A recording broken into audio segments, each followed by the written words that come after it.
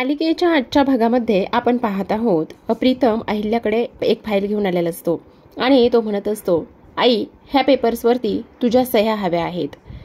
आणि ॲक्च्युली काय आहे ना, हा जो काही प्रोजेक्ट आहे ना, हा आपल्या दादाचा ड्रीम प्रोजेक्ट आहे असं म्हणून तो अहिल्याच्या हातामध्ये त्या फाईल्स देतो. आणि तेव्हा अहिल्याला भूतकाळ आठवत असतो. आता भूतकाळामध्ये एकदा हाच प्रोजेक्ट इथे तो अहिल्याकडे घेऊन आला होता आणि तेव्हा तो म्हटला होता, आई हा माझा ड्रीम प्रोजेक्ट आहे. त्यावर अहिल्या खूप खुश झालेली असते. आदित्यला हा प्रोजेक्ट करताना पाहून तिला प्रचंड आनंद झाला असतो. आत्तापर्यंत किर्लोस्कर कंपनी किंवा किर्लोस्करांचा जो काही बिझनेस आहे त्या बिझनेसमधून अनाथ, त्याचबरोबर इथे अनाथ आश्रमाला आणि वृद्धाश्रमाला खूप सारा निधी प्रोव्हाइड केला जायचा. पण आदित्यने मात्र आज हा जो काही इथे ड्रीम प्रोजेक्ट उभा केलेला आहे त्या ड्रीम प्रोजेक्टचं नाव असतं इथे निवासी शाळेचं हे प्रोजेक्ट असणार आहे. म्हणजे तिथे शिकणाऱ्या मुलांना फक्त शिक्षण नाही तर एक आई सुद्धा मिळणार आहे. तेव्हा इथे श्रीकांत म्हणत असतात, अरे पण मला हे एक गोष्ट समजली नाही, तिथे आई कशी मिळेल. म्हणजे बाबा मला एक गोष्ट सांगा, तिथे शिक्षण मिळणार आहे, त्याचबरोबर इकडे राहण्याची, खाण्याची, पिण्याची सगळी सोय होणार आहे. म्हणजे त्या निवासी शाळेमध्ये आईचं प्रेम सुद्धा आपण त्या मुलांना इथे देऊ शकतो असं आदित्य म्हणत असतो.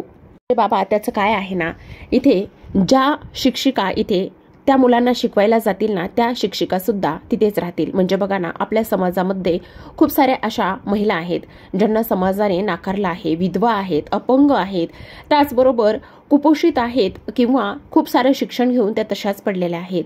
बऱ्याच जणांचे इथे संसार उद्ध्वस्त झालेले आहेत आणि काही महिला तर अशा आहेत की इकडे विधवा झाल्यानंतर त्यांना हा समाज स्वीकारायला तयार नसतो. मग आपण ही जी काही निवासी शाळेची संस्था आहे ती त्याच्यासाठीच आपण चालवणार आहोत. म्हणजे अशा मुलांना इथे काम सुद्धा मिळेल, त्याचबरोबर इकडे त्या महिलांना काम मिळाल्यानंतर इथे त्या शिक्षण देतील आणि त्याचबरोबर जिथे ते मुलं राहणार आहेत त्या मुलांना आईचं प्रेम सुद्धा मिळेल असं आदित्यचं हे स्वप्न असतं आणि त्याचा तो मेन उद्देश असतो. जे अशानं त्यांना पालकत्व मिळेल आणि त्याचबरोबर त्यांच्या राहण्याची, खाण्यापिण्याची सोय होईल. आणि हेच आपलं आजचं हे सगळं काही स्वप्न आहे.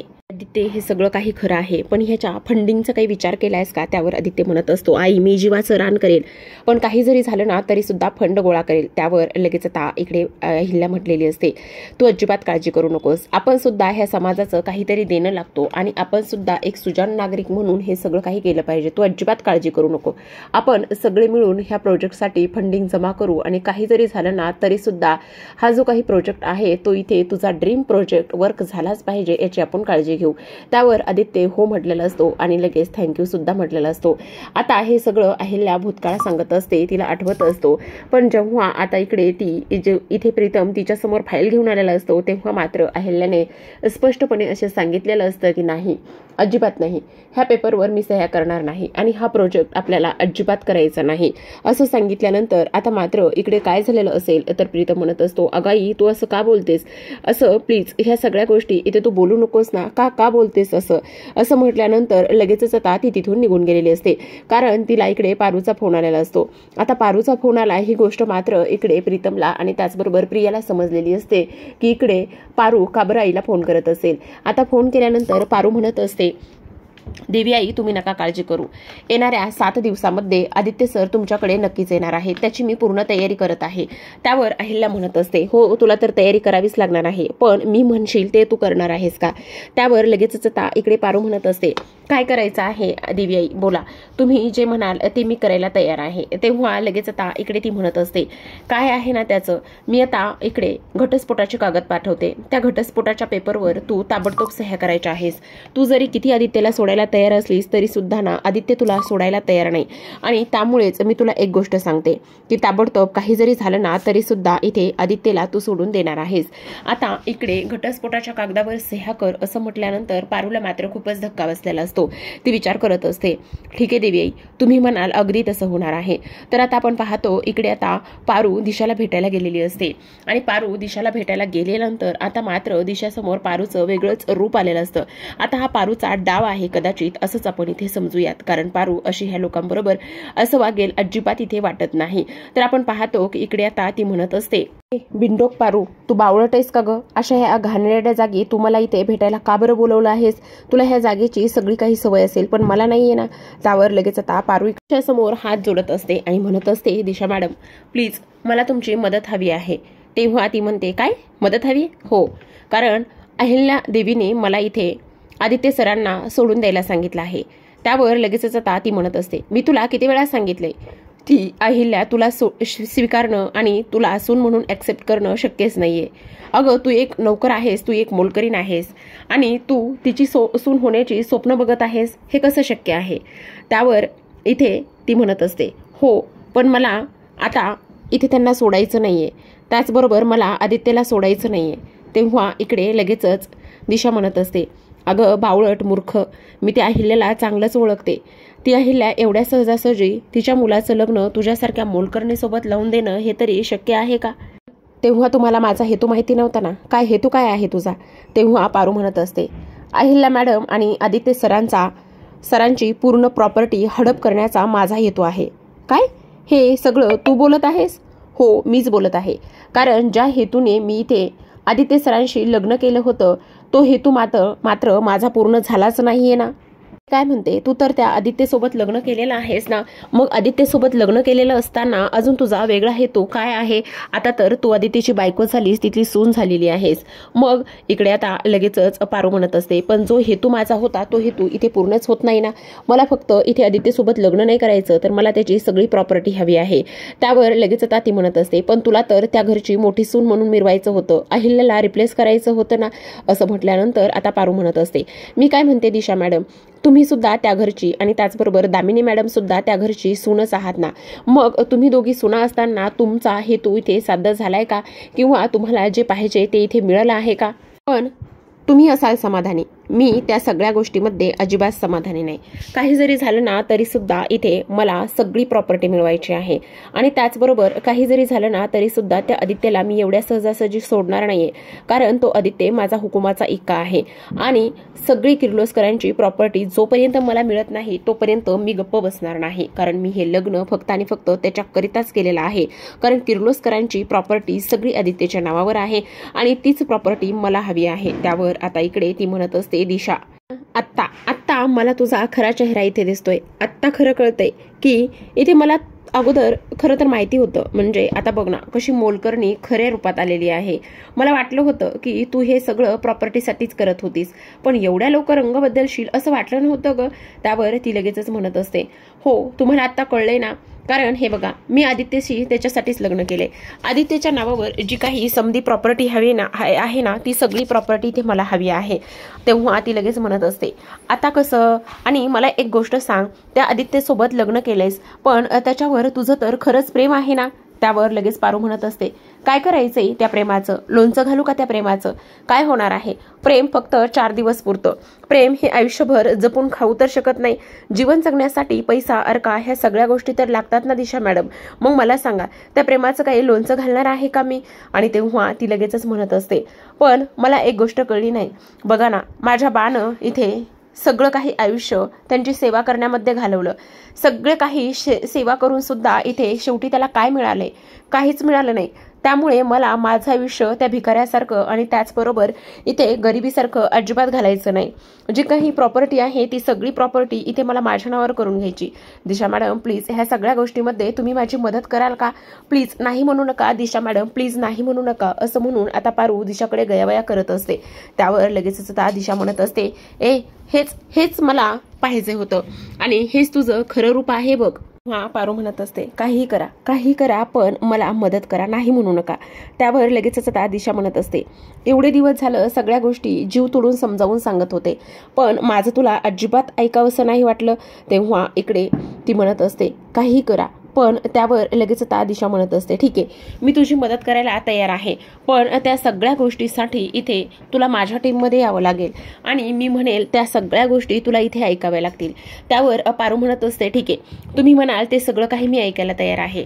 त्यावर लगेचच आता दिशा म्हणत असते, ठीक आहे मी एक बेस्ट लॉयल बघते. त्यावर पारू म्हणत असते, हो तुम्ही लवकरात लवकर नोटीस पाठवा. तेव्हा दिशा म्हणत असते, हा तर इथे फरक आहे असुशिक्षिताचा, कारण इथे सुशिक्षित असतीस तर सगळी प्रोसेस व्यवस्थित करावी लागणार आहे.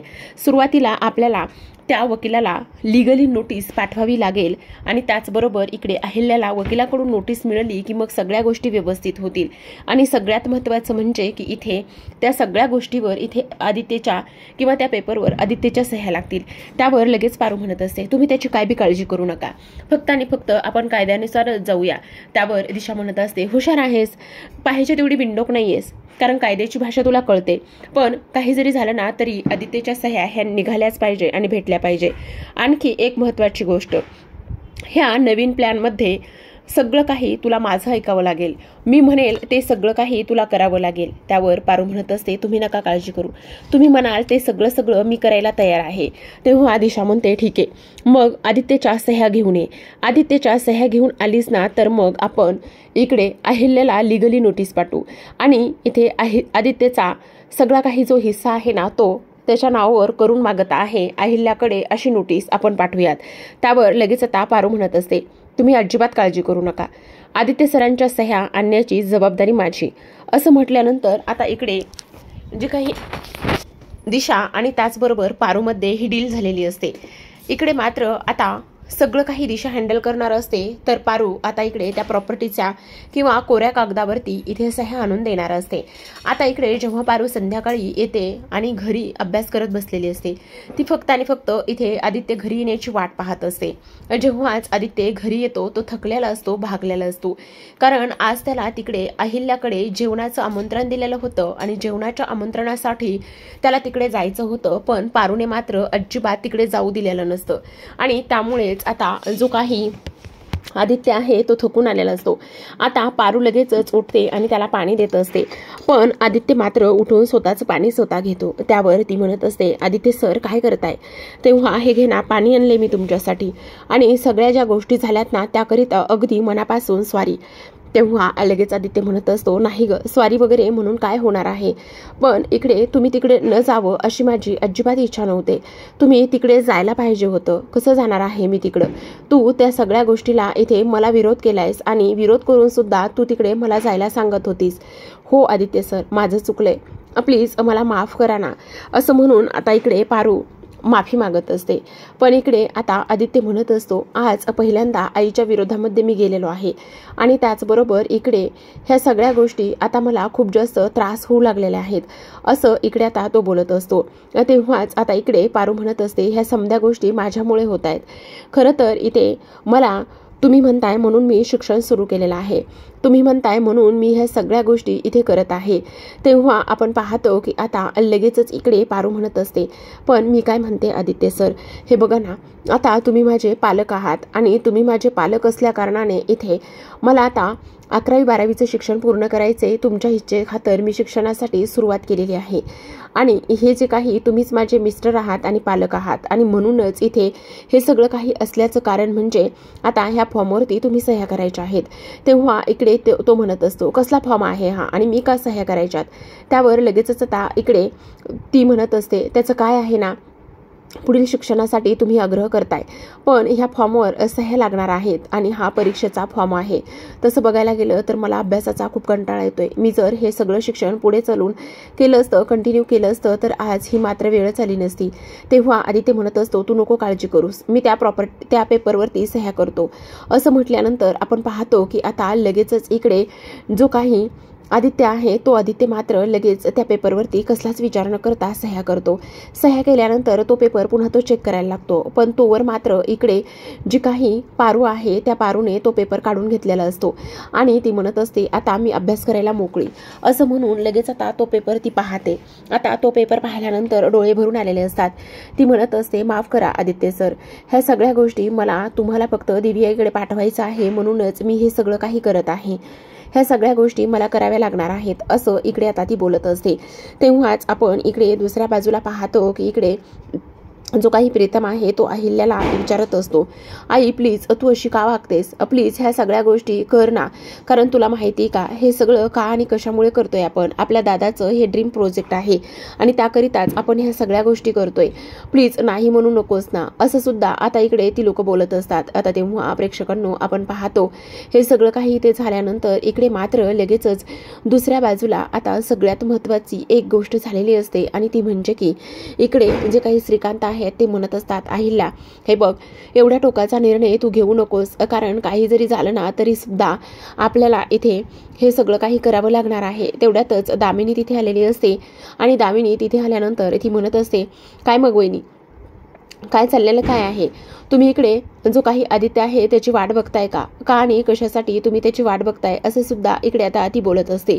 तेव्हाच आपण पाहतो की दिशा म्हणत असते, मी म्हटलं होतं ना तुम्हाला ती जी काही मोलकरीण आहे ना ती मोलकरीण इथे तिचे नखरे दाखवणारच आणि ती तिची लायकी दाखवणारच. शेवटी काय केलेलं आहे तिने ना इकडे आता तिला आदित्यची प्रॉपर्टी हवी आहे आणि त्याकरिताच इकडे वकील साहेब पाठवलेले आहेत. तेव्हा प्रीतम म्हणत असतो, ए दिशा वाटेल ते सगळं काही बोलू नकोस, तुझी हिंमत कशी झाली ह्या सगळ्या काही गोष्टी बोलण्याची आणि तू समजतेस काय ग स्वतःला, असे सुद्धा आता इकडे तो बोलत असतो. तेव्हाच आता इकडे जी काही दिशा आहे ती म्हणत असते, मी काय चुकीचं बोलत आहे, अगदीच बरोबर बोलत आहे, कारण इकडे ती पारू फक्त आणि फक्त इकडे प्रॉपर्टीसाठी सगळ्या गोष्टी करते आणि हे ती लवकरच सिद्ध करून दाखवेल. तेव्हाच आता इकडे प्रीतम तिच्यावर ओरडतो आणि म्हणत असतो, तुझी हिंमत कशी होते ह्या सगळ्या काही गोष्टी बोलण्याची. तेव्हाच प्रेक्षकांना आपण पाहतो की इथे आता ॲडव्होकेट साहेब आलेले असतात आणि श्रीकांत त्याचबरोबर अहिल्या म्हणत असतात, ॲडव्होकेट साहेब तुम्ही इथे आता कसे. तेव्हाच इकडे तो म्हणत असता की मी तुमच्याकरिता इथे एक नोटीस घेऊन आलेलो आहे आणि त्याचबरोबर ही नोटीस मला आदित्यकडून आलेली आहे, अहिल्या किर्लोस्कर यांना, कारण आदित्यने एक मोठा मुलगा म्हणून अहिल्याच्या नावावर असलेल्या प्रॉपर्टीचा हिस्सा मागितलेला आहे. काय वकील साहेब तुम्ही हे काय बोलताय, हो मी अगदीच बरोबर बोलत आहे आणि लिगली कोर्टाकडून तुम्हाला ही नोटीस आलेली आहे, असं आता इकडे वकील साहेब सांगत असतात. आता ह्या सगळ्या गोष्टी सांगितल्यानंतर आपण पाहतो सगळ्यांना खूपच मोठा धक्का बसतो आणि तेव्हा प्रीतम म्हणत असतो, नाही माझा दादा असं करणं शक्यच नाही. तेव्हा वकील साहेब म्हणत असतात, मी तुमच्याशी खोटं बोलत नाहीये, कारण हे जे काही पेपर आहेत ते पेपर मी तुम्हाला दाखवते, प्लीज एकदा तुम्ही हे सगळे पेपर तपासून घ्या, पाहून घ्या. त्यावर लगेचच आता जे काही प्रीतम आहे त्या प्रीतमच्या हातामध्ये ते पेपर असतात आणि प्रीतमच्या हातामध्ये ते पेपर असताना आपण पाहतो की इकडे आता लगेचच तो म्हणत असतो, ह्या सगळ्या गोष्टी ज्या आहेत ना त्या अजिबात खऱ्या नाहीयेत आणि तुम्हाला एक गोष्ट सांगू का, ही दिशा काही म्हणते आणि ही दिशा काही म्हणत असताना तुम्ही ह्या सगळ्या गोष्टीवरती का आणि कशामुळे विश्वास ठेवताय, ह्या सगळ्या गोष्टीवरती अजिबात विश्वास ठेवू नका, असं सुद्धा आता इकडे तो बोलत असतो. तेव्हाच प्रेक्षकांनो आपण पाहतो दिशा म्हणत असते, मी काही खोटं बोलत नाहीये, आता हे वकिलांनीच इथे तुमच्या समोर दाखवलेलं आहे ना, त्या पारूला सगळी प्रॉपर्टी हवी आणि ती मोलकरी नाही, बघितलं ना तिने तिचा खरा रंग खरा चेहरा इथे दाखवलेला आहे. तेव्हाच अहिल्याला मात्र खूपच मोठा धक्का बसतो. अहिल्या विचार करत असते हे सगळं काय चाललेलं आहे आणि त्याचबरोबर ह्या सगळ्या गोष्टी काय आहेत असं सुद्धा इकडे आता ती विचार करत असते. तेव्हाच प्रेक्षकांनो आपण पाहतो की आता इकडे मात्र दुसऱ्या बाजूला अहिल्या म्हणत असते, नाही काही जरी झालं ना तरी सुद्धा हे होणं शक्यच नाहीये. त्याचबरोबर प्रेक्षकांनो आपण पाहतो की इकडे आता जो काही प्रीतम आहे त्याला तर खूपच मोठा धक्का बसलेला असतो, पण हे सगळं कोणी केलं, कसं केलं, काय केलं ह्या सगळ्या गोष्टी पाहणं खूपच जास्त इंटरेस्टिंग आणि रंजक असणार आहे. तर आता प्रेक्षकांनो इकडे श्रीकांत अहिल्याला समजवत असतो, तो म्हणत असतो, नाही हे सगळं खरंच खोटं आहे, ह्या सगळ्या गोष्टी अजिबात खऱ्या नाहीयेत. त्यावर आता इकडे जो काही आपला जी काही दिशा आहे ती म्हणत असते, काय खोटं आहे, काही एक खोटं नाहीये, सगळं अगदीच खरं आहे, असं सुद्धा आता इकडे ती बोलत असते. तर आता प्रेक्षकांनो इकडे प्रिया जी आहे ना ती आतमध्ये गेलेली असते आणि प्रिया आतमध्ये गेल्यानंतर ती पारूला कॉल करत असते आणि पारूला कॉल केल्यानंतर ती इकडे तिला विचारते की इकडे पारू म्हणत असते, आत्ता ह्या वेळेला प्रिया मॅडमचा फोन का आणि कशामुळे आलेला आहे, असं म्हणता क्षणी आता इकडे प्रिया म्हणत असते, पारू मला एक गोष्ट खरं खरं सांग, इथे हे सगळं काही कोर्ट म्हणजे वकिलांकडून जी काही नोटीस आलेली आहे ती खोटी आहे ना, जे काही पेपर इथे आलेले आहेत ते सगळे खोटे आहेत ना. त्यावर लगेचच आता आपण पाहतो की इकडे पारू म्हणत असते, प्रिया मॅडम प्लीज तुम्ही शांत व्हा, प्लीज त्रागा करू नका, प्लीज प्लीज शांत व्हा, असं सुद्धा आता इकडे ती बोलत असते. आणि त्यावर प्रिया म्हणत असते, बोल ना, हे सगळं खरं आहे. त्यावर लगेचच ती म्हणत असते, हे बघा, जे पेपर पाठवले त्यावरती आदित्य सरांच्या सह्या आहेत आणि आदित्य सरांच्या सह्या असल्या कारणाने ते तर पेपर खोटे नसणार आहेत ना. मग एक गोष्ट मात्र नक्की आहे की ते पेपर खरे आहेत आणि त्याचबरोबर आदित्य सरांनी इकडे त्यांना प्रॉपर्टी मागितलेली आहे, असं सुद्धा इथे पारू बोलत असते. तेव्हा मात्र प्रियाला खूपच मोठा धक्का बसतो की इकडे आता पारू असं काहीतरी बोलत आहे. तर प्रेक्षकांनो, पाहत रहा पारू.